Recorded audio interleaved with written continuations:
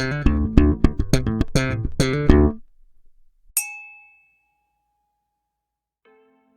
and welcome to another Whiskey Review with me, the Whiskey Novice. Thank you for joining me. I am poking around in some distilleries I have never poked around in before, and this time it's the turn of Glenlossie and a Signatory Vintage version of Glenlossie. Now this one's quite rich.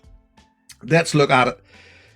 Speyside Distillery, right? Diageo Speyside Distillery, founded in 1876, Glenlossie. An awful lot of what they're producing goes into the Hague Gold label. So they're blend fodder distillery again, which always sounds a bit cheeky, but let's face it, that's what Diageo were treating them as.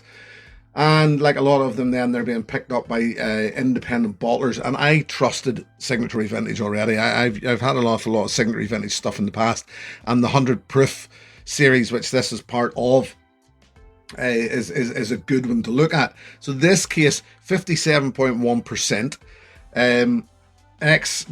What am I looking at? We're looking at bourbon hogsheads and sherry butts, first fill sherry butts.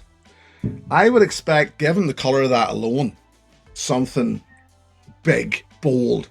57.1%. So let's find out, shall we? Now this frustrates me a little, because even back to my tasting notes, and I was hoping upon all hope that I was wrong and that this would change. It doesn't. The nose takes an awful lot of tempting out in this. And it's not that I would suggest tight. You know, I tend to talk about this word tight sometimes, where it's a neck pour or something like that there. And it just, you know, you would expect it not to give an awful lot in the first go. I've had a few goes at this, and it's always the same.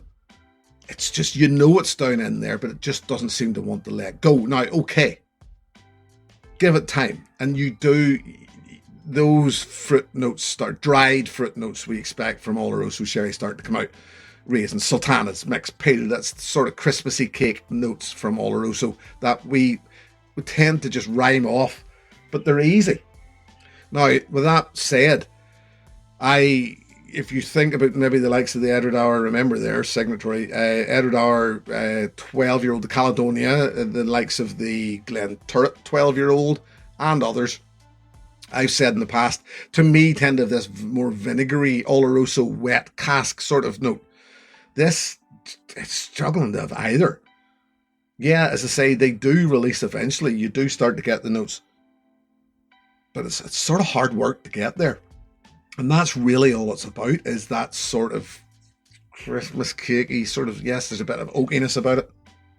So let's see what the palate brings.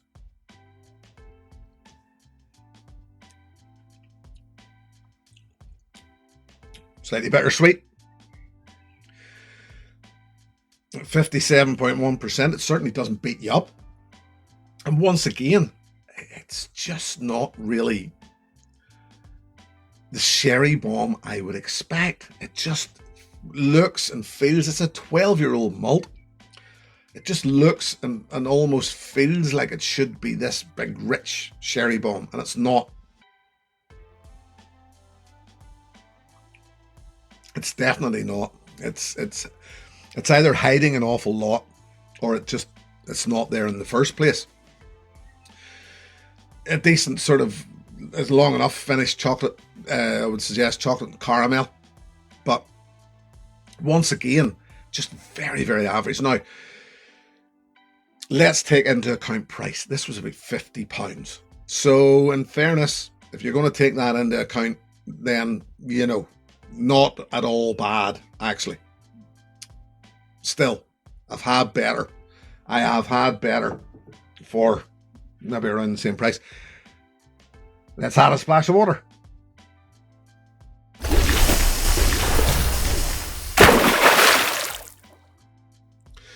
So I've added a splash of water. I've given this some time. Let's see then if that's what it required. If that's what we were looking to bring out, to open up the nose and find what was going on.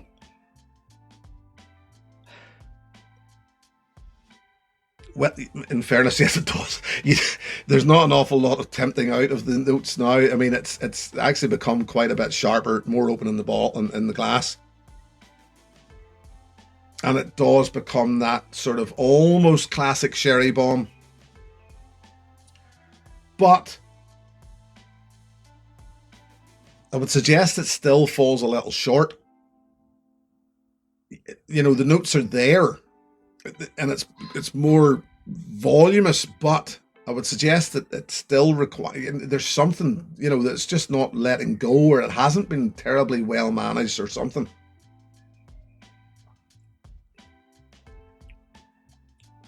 And the palate's the same.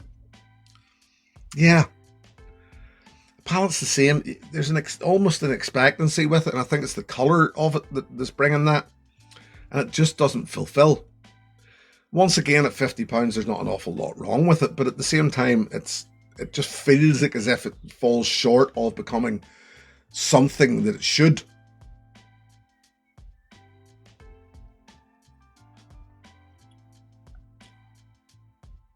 Yeah, disappointing.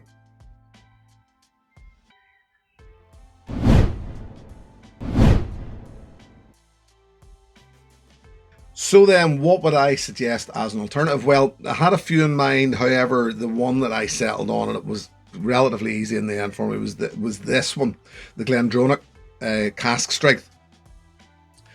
Both that same sort of similar, sweeter, and once again, imagine the likes of Aberlourabuna, the Glengoyne cask strengths, that sort of sherry cask feel, where it's more along the sweeter element of things, the sweeter element of the dried fruit.